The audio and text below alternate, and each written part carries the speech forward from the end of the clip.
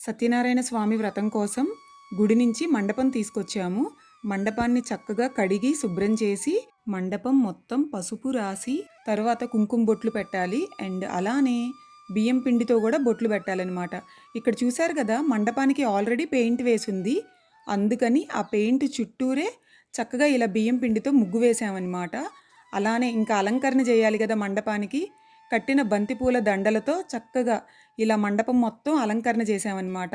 బంతిపూల దండలు మొత్తం 8 కట్టాను. 8 కూడా 4 పక్కల 2 చొప్పున ఇలా కట్టామన్నమాట. అన్ని పక్కల కడితేనే మనకు అందంగా ఉంటుంది.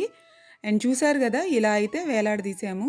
మండపానికి 4 పక్కల అరటి పిలకలు కట్టాలి. అరటి పిలకలు కూడా మా పొలం నుంచి తీసుకొచ్చినవే. చూసారు కదా, మండపం అయితే రెడీ అయిపోయింది. నైట్ అంతా జాగారమే, ఎందుకంటే చాలా పనులున్నాయన్నమాట. సో మండపం డెకరేషన్ అయితే ఇలా చేసుకున్నాము. మళ్ళీ కలుద్దాం. బాయ్.